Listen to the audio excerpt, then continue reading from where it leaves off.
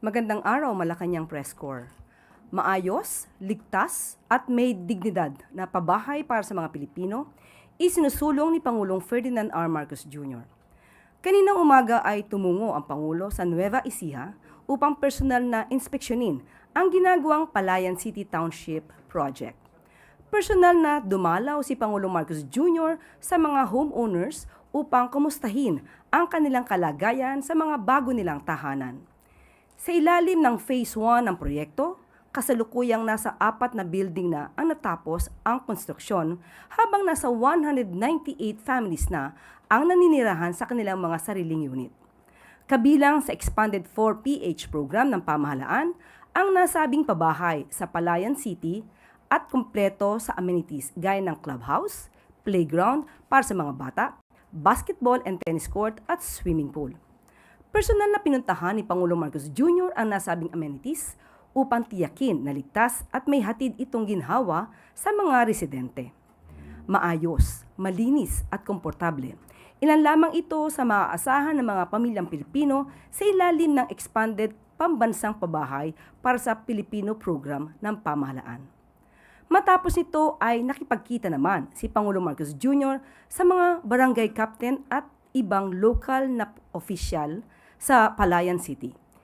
Inalam ng Pangulo ang mga pagsubok na kasalukuyang hinaharap ng lokal na pamahalaan at komunidad gaya na lamang ng sektor sa edukasyon. Mula sa Socio-Civic Projects Fund ng Office of the President, makakatanggap ang 19 na barangay ng Palayan ng 200,000 pesos na pondo para magamit sa kanilang education and other development initiatives. Sa ilalim ng bawat barangay, makikinabang program, 100,000 pesos ang ilalaan para makatulong sa edukasyon ng mga mag-aaral.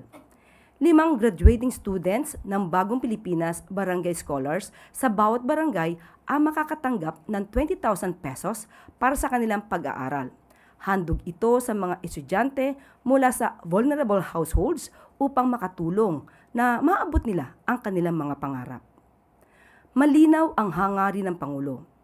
Palakasin pa ang suporta ng national government sa ating mga barangay at tiyaking direktang mararamdaman ang progreso sa ating mga komunidad.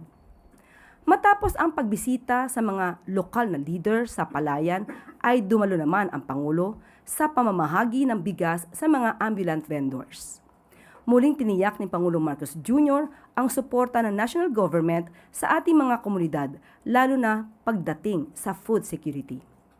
Kabilang sa mga food assistance programs ng pamahalaan ang Kadiwa ng Pangulo Booths na naghahatid ng mga abot-kaya at sariwang gulay na tanim mismo ng mga lokal na magsasaka. Ayon sa pinakabagong tala, nasa 761 kadiwa ng Pangulo sites na ang patuloy na naglilingkod sa ating mga kababayan sa buong bansa. Nananatiling buo ang paniniwala ng Pangulo na sama-sama natin malalampasan ang pagsubok na ating hinaharap. Habang nagkakaisa ang taumbayan at gobyerno, mapapagaan natin ang pasanin ng bawat Pilipino.